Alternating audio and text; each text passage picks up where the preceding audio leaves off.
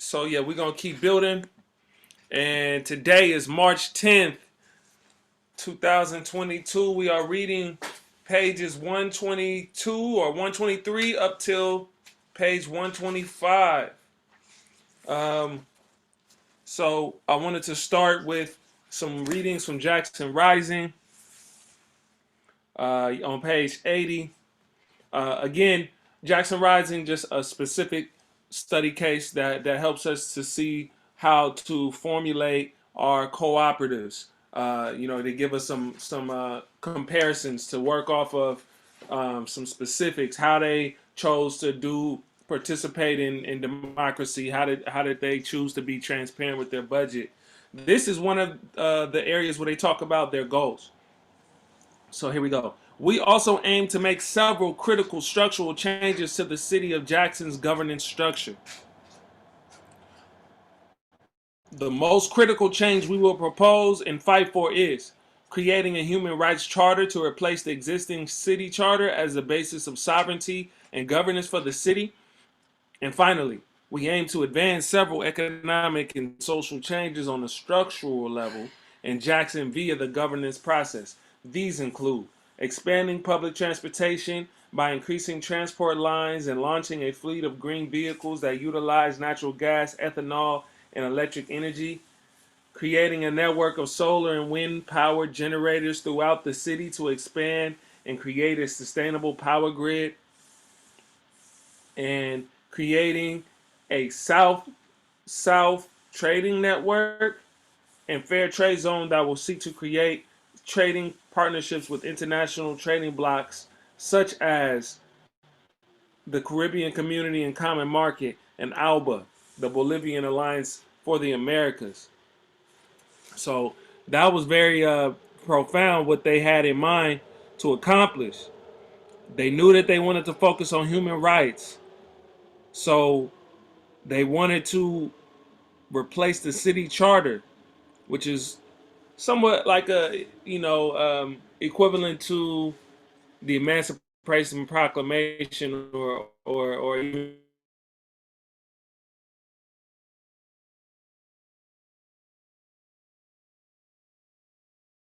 and so they wanted to change that and on the basis of sovereignty and governance for the city. So they had goals of restructuring their city. Uh, can you guys hear me? Awesome, awesome. They had goals of changing and expanding their public transportation. That's something that has always been a challenge for us in the hood. Buses always get slimmer and leaner. The amount of times that they run through areas, um, and it gets really bad for cities that don't have a bustling economy. Like Oakland, we have areas where buses don't go, but imagine in like Pittsburgh and Antioch. Like I remember one time when I was younger in high school, I went to go visit my friend in Pittsburgh, and we literally waited for the bus for 3 hours. And I was like, wow, like you can't do nothing. You can't go nowhere without a ride, or you just out all day, and it was a very humbling experience. Like, man, I don't know if I'm gonna be coming out here, brother. You gonna have to come out to the town, you know. But no, it's just real. Like for places where resources are slim, we got to realize that the buses are a key factor to resources. The jobs are usually condensed in the city, so in the city, I mean that in a general term, not necessarily San Francisco. So the they had an idea of establishing a shift in that system for the locals, and they wanted to increase the transport lines. So how many times they came, and then they also wanted to make those buses more green, so have a less carbon footprint. They're thinking about the earth. So that's two layers right there. They're thinking about the lowest of the income, those who earn the lowest, and then those who are affected by the changes of the climate, and then the Earth itself. Okay, and then they also talked about solar and wind power generators throughout the city to expand and create a sustainable grid. So they're talking about sustainable economies. You know what I mean? And and I think that's profound. And then they also talk about creating trading networks um, with people outside of America. Bolivia and the Caribbean. So that's similar to repair nations. Diasporic uh, we have diasporic bridges that we are building with Ghana and Tanzania, and we're looking to expand to more. So that is very very important. So I just wanted to read that over because again, your goals can establish your trajectory and where you're gonna go, and the fact that they had these listed out is worth going over. All right, so now let's bring it to the book. What's up, Z? I see you in there. I see you in the building. Hey, what's up? Shayara, what's up with it?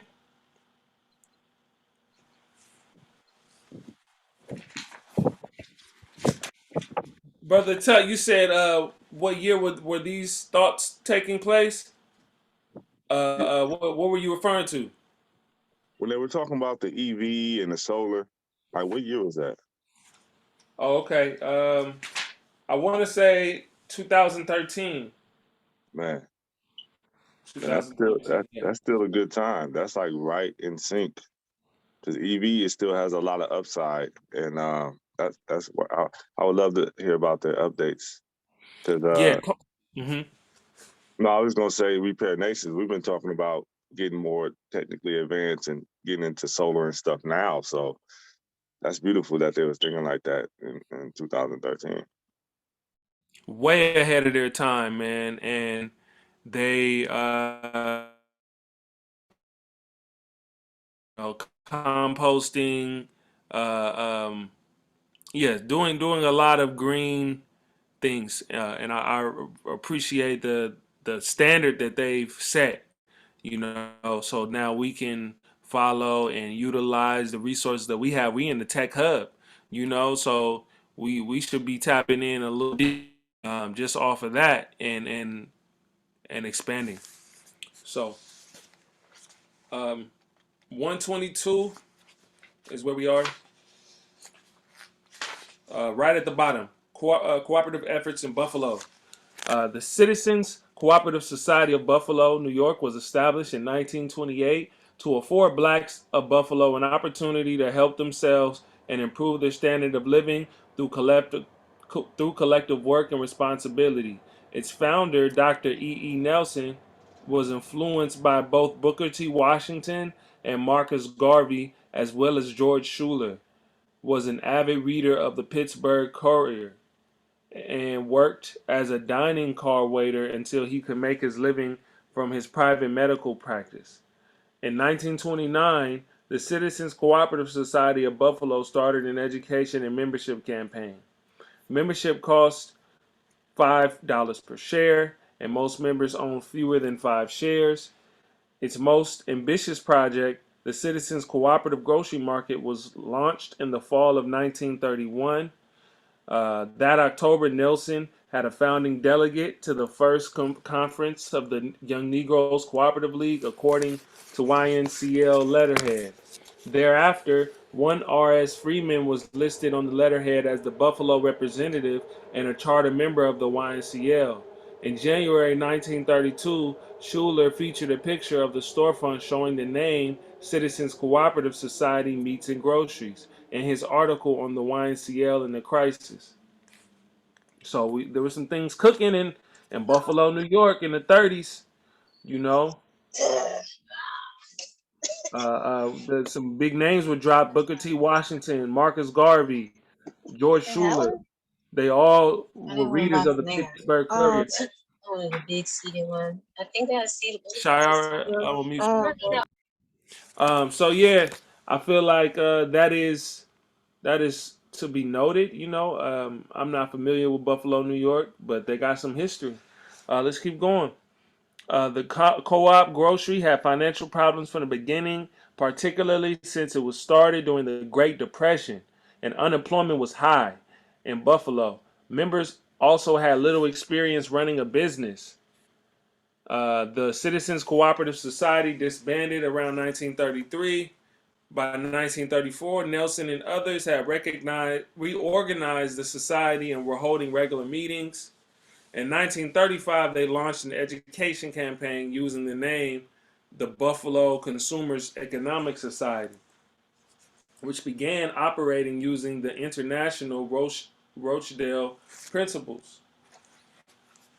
Yes, we talked about the seven cooperative principles, um, and the Rochdale also had influence on setting precedents for principles that other cooperatives went off of. They built off of that foundation.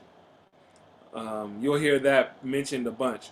Convinced that community support was essential to the co-op's success, Nelson planned a 4-year campaign from 1935 to 1939 to attract community members and educate them about cooperative economics through weekly educational classes.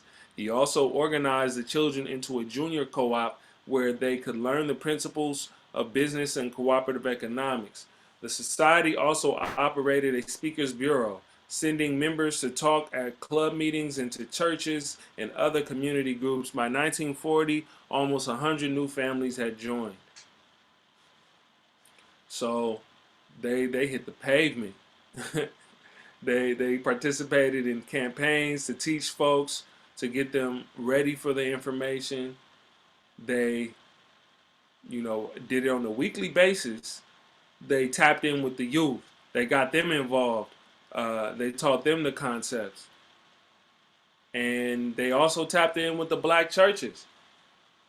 Again, a theme that is consistent in these stories is the black church and their contribution to organized movements. The society also operated a credit union, which was not as successful but stable. In 1944, the society purchased its own building. By the late 1940s, sales had begun to slip, and the cooperative store was not as successful. Stalwart members, about 10 families, put their own personal money into keeping the store and society solvent. However, this was not enough, and deficits increased. The society finally disbanded in 1961, closing the store and ceasing all activity after almost 30 years, making it one of the longest running African American cooperatives in U.S. history. The archives include a handwritten note containing Miss Nelson's observations about why the store failed. Remember, it's good to debrief and recollect so you can get better. Because black businesses did not patronize or support the co-op market. So that was the reasoning. The neighborhood suffered disinvestment. Recessions in the 1950s produced the purchasing power of members. The rising cost of overhead and an increasing number of supermarkets in the immediate area were the final elements to which Miss Nelson attributed the decline of the store and thus the cooperative society in Buffalo. On the other hand, for more than 25 years, the society provided healthy food and accessible products, as well as a business education program for the African American community in Buffalo. Fordham's account does not mention the Young Negroes Cooperative League, but it does mention E. Nelson's relationship with Schuler.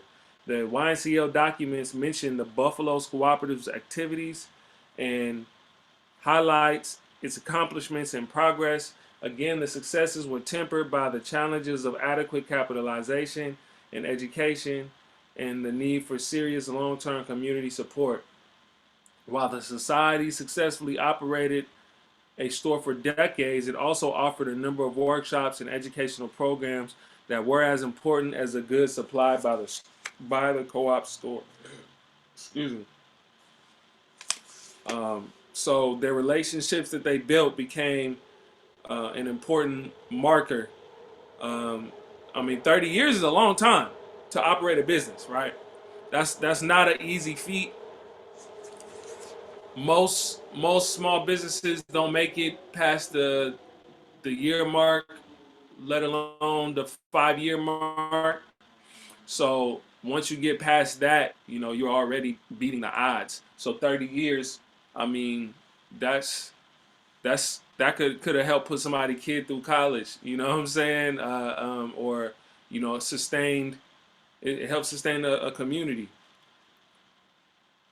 I also want to draw attention to the fact that they failed from uh, divestment. Folks not putting money into them, and they even tried to revive it. Their community tried to revive it with their own money, which is kind of a contradiction, right? They just said that they put their money in as a community, but then it said they didn't survive because of the disinvestment. But they also said there was recessions in the 1950s, and the depression. They started during the depression, so that seemed to be a constant theme amongst their business. Is just struggle and scarcity. So that, I'm sure, has an effect on your income, right? Like how much people are able to spend. People are probably only buying small quantities of things, trying to make it stretch, and you know, y'all know how it is, trying to make ends meet. So I can imagine how hard it was in the 1930s, 1940s, 50s. Like what, man? Whole different vibe. All right, YNCL activity in New York City. Ella Baker was chair of the local New York chapter of the YMCL in 1933.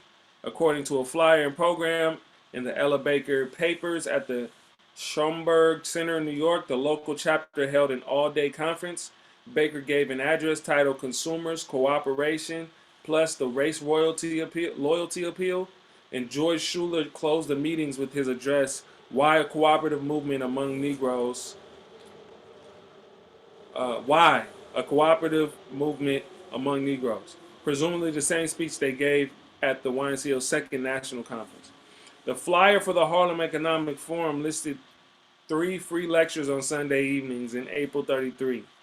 D.A. Cooper of the Brooklyn Cooperative Association gave a speech titled The Negro's Economic Independence. Is it a hope or a dream? Baker's address was titled, Are Harlem Consumers Throwing Away Their Money? In 1933, what was called Harlem's first economic conference was sponsored by the Problems Cooperative Association, Inc. on West 129th Street in Harlem. The aims of the organization were to establish Rochdale cooperatives, first a market and then cooperative housing, as well as a free employment agency and eventually cooperative factories. Mm, okay, so they were providing opportunities.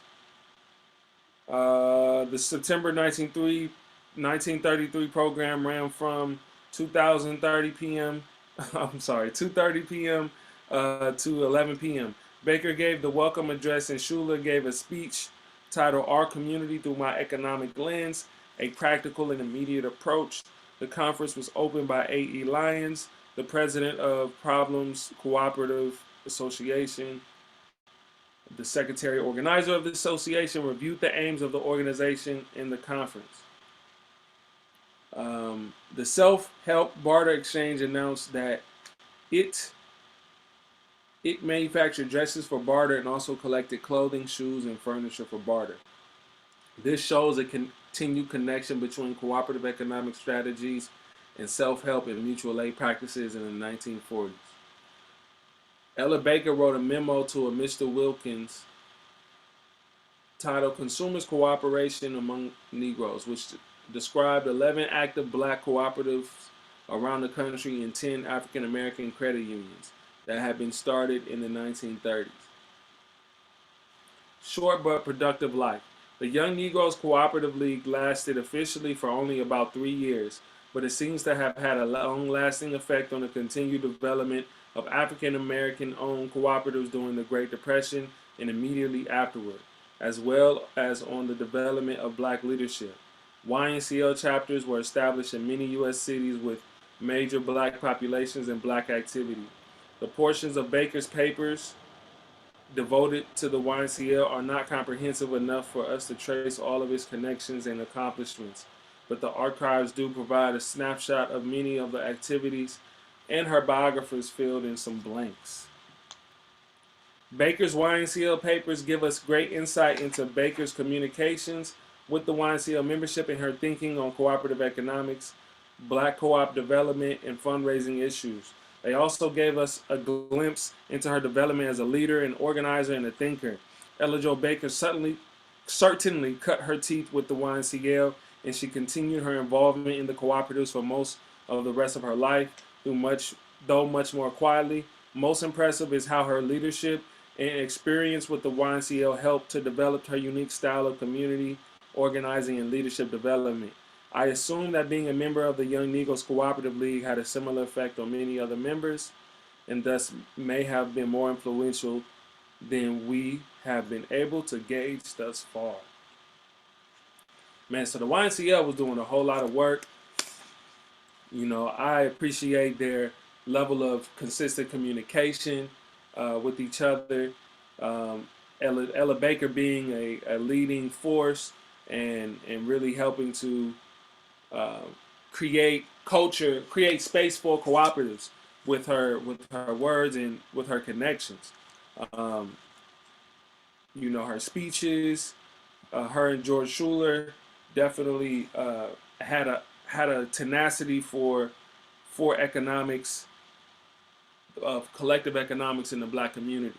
They were consistent in that, and I feel like that's what it takes, right? It's about like stating the goal and the focus, and getting on a mission, getting on a campaign with that. And I know that takes a certain level of dedication, because often people may just not want to participate, or you may just have people that just want to play their role and not necessarily do all of the pre-work. They just want to kind of show up and add what they can, and that's admirable too, because they may not be able, they may not have the capacity. So we definitely have to recognize our capacity, and contribute to those ideas that maybe we don't have full capacity for, but that we can contribute to in some way, because every little bit helps. $1 a day or a penny a day, right? That was how they were able to raise, not YNCL, but that's how some cooperatives were able to raise funds back in the day, right? Is through that penny a day. And if that was $1 a day, we could afford $1 a day for sure. But maybe we're not the ones to come up with that idea of this is what those funds are going to. Maybe we need to organize with our people first and understand, like, what are some things that we need. Moms may need collective help with daycare. People that are working a lot, they may need help with eating right.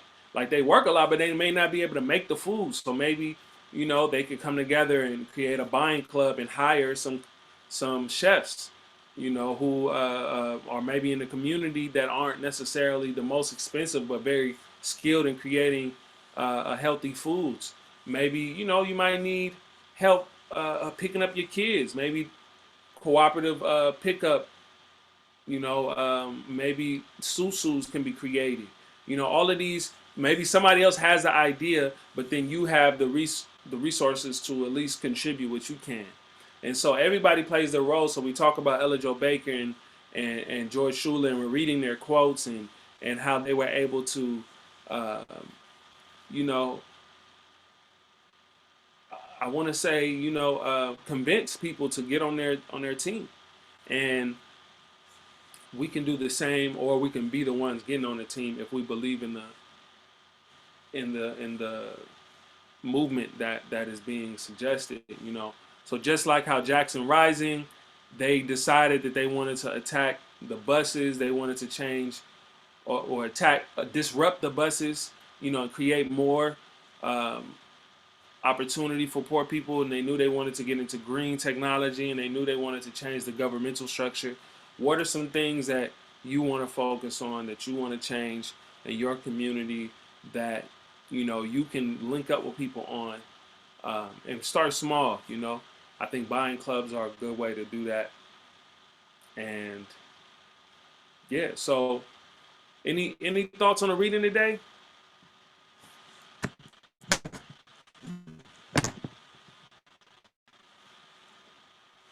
I like how the structure was laid in the previous pages, and basically the formula is laid to have a successful co-op.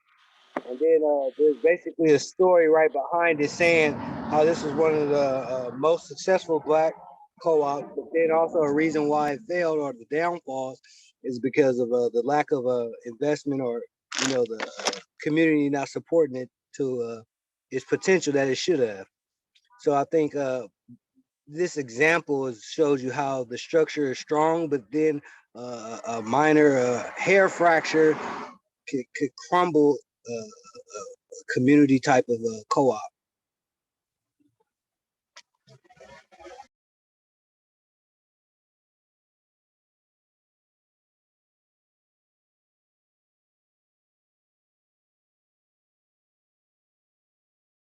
Oh, shame.